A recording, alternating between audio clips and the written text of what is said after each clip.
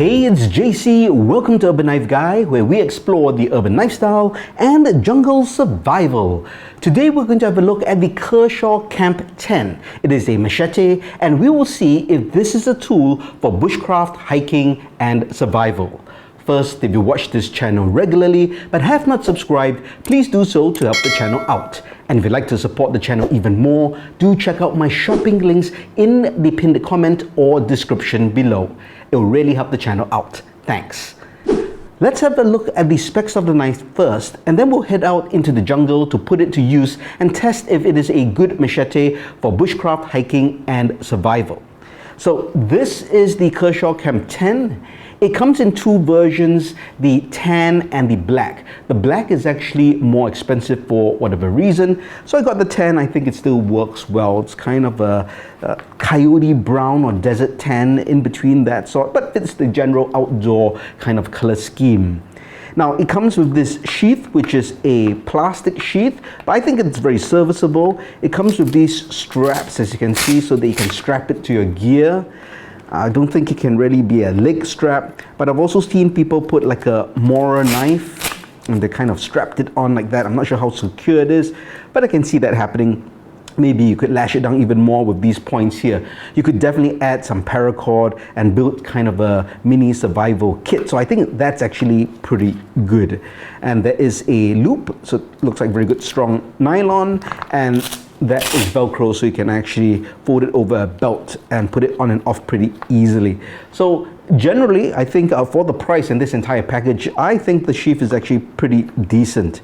Now the retention strap actually comes around the back like that, which I think is a bit different.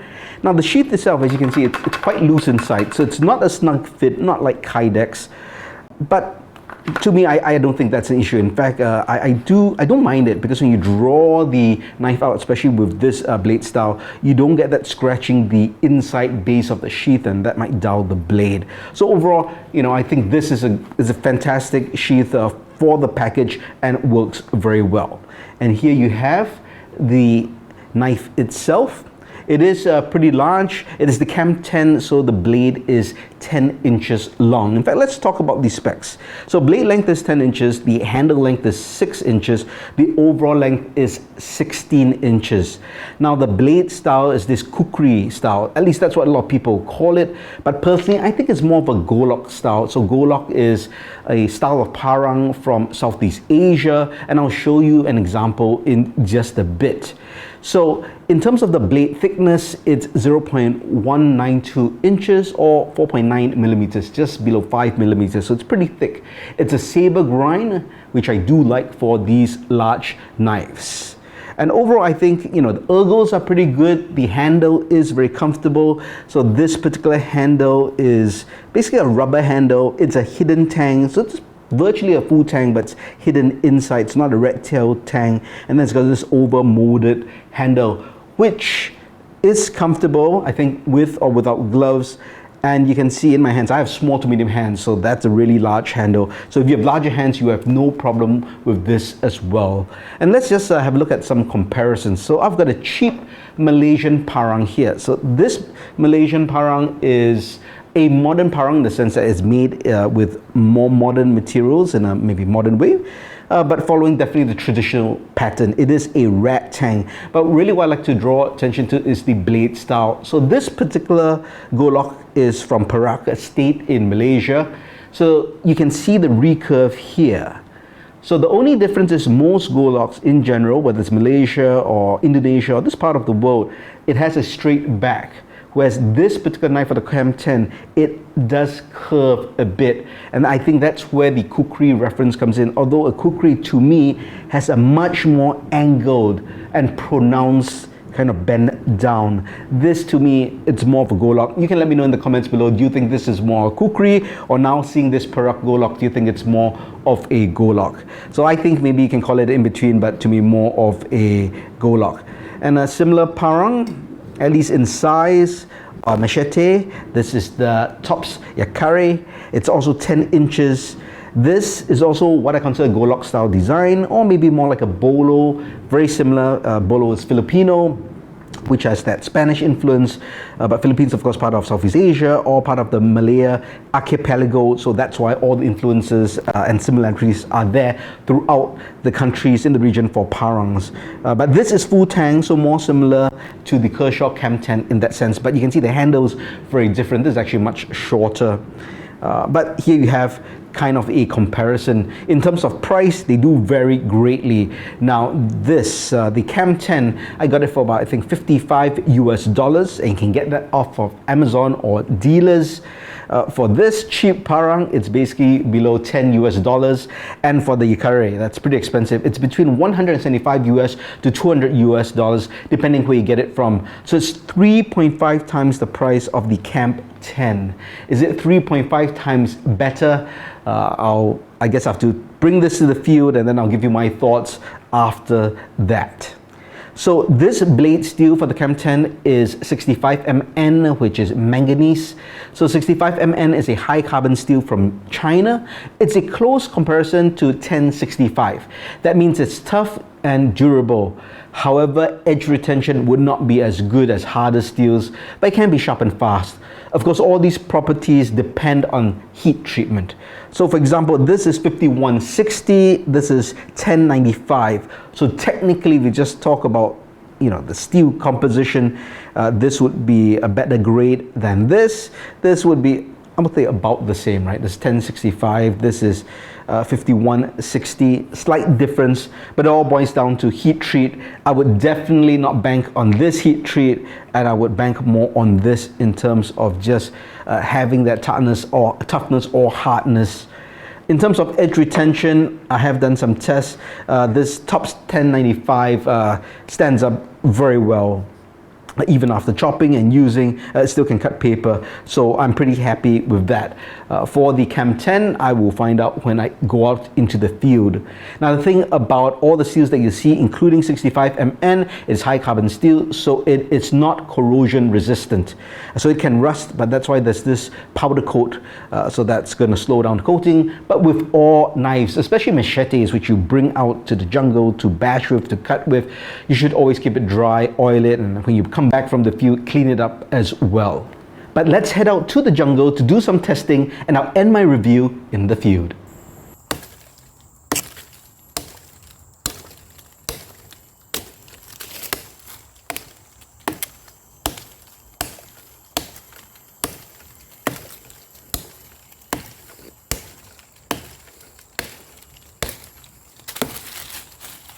So I didn't hit the record button, but basically I was battening this piece of wood, which is just over 3 inches thick, and that was really easy to do. Let's see if we can split this down even more.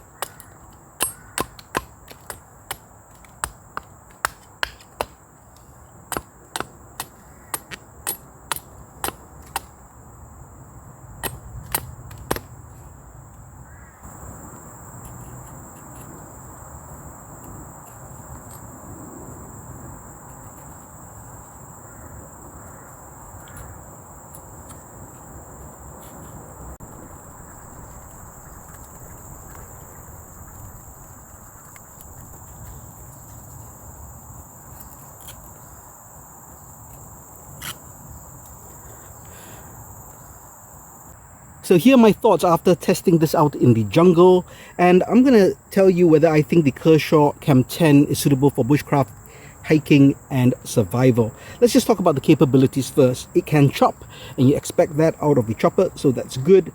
I didn't do really extreme jungle bashing. It can definitely cut through stuff, and I did just cut through some dry vegetation. In terms of battening, you can do that.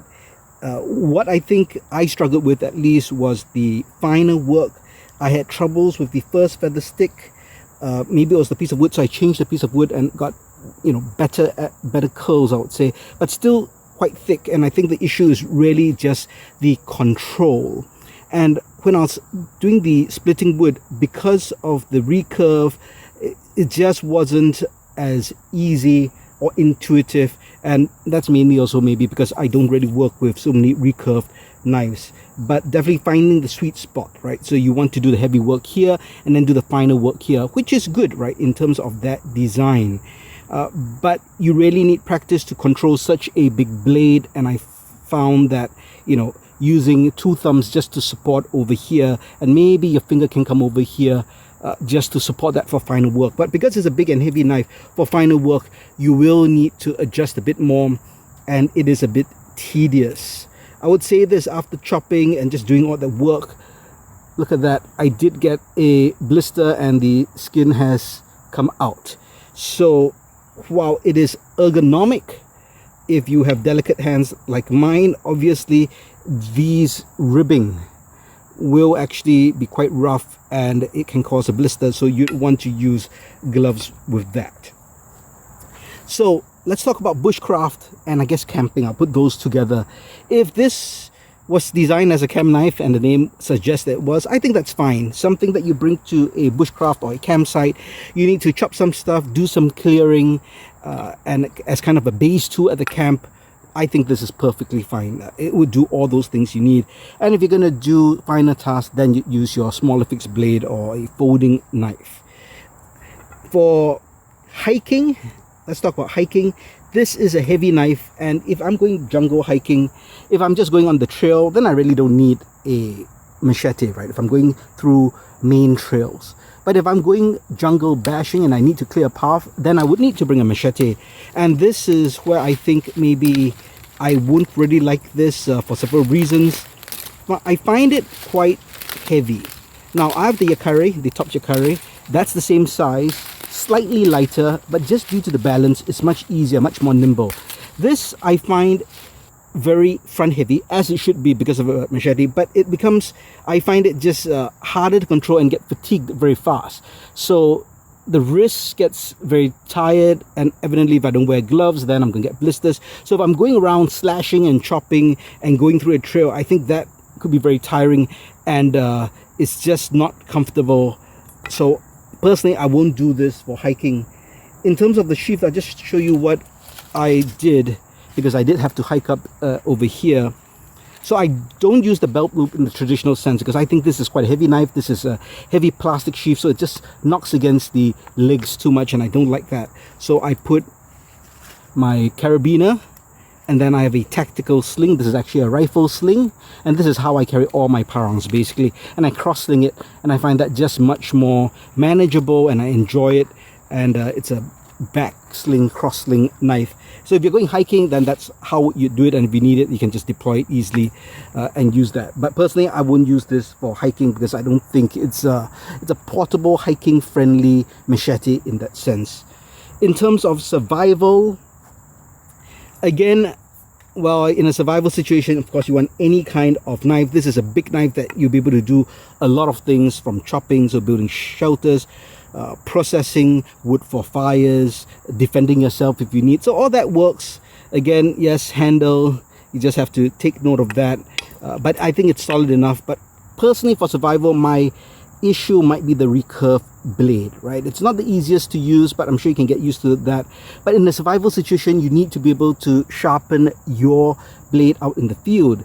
Now, you won't have necessary, your sharpening system that allows you to easily sharpen recurve blades. So let's say you don't even have any sharpening stones, and you might need to get maybe a river stone, and you need to do field sharpening. Then you might have difficulty doing that recurve. But again, maybe if you find the right stone with that right shape, again, that's a big if, then you could do that. But I just find that for a survival situation, I want something more straightforward in terms of the blade that I can easily sharpen. Steel is absolutely fine. I don't see a problem with that. So overall, I personally, well, of course it could suffice in a survival situation, I personally wouldn't want to bring this as my 1-2 option if I'm going out into the jungle. So overall, as a bushcraft camp knife, I think this is fantastic. Hiking survival, not so good. I won't recommend that. Well, let me know your thoughts on the Kershaw Camp 10. Do you have the similar experience? Do you have delicate hands like mine? Let me know your thoughts in the comments below. If you liked the video, please give it a thumbs up. And if you like the content in general, please subscribe to the channel and hit that notification bell. Thanks for watching. Talk to you soon.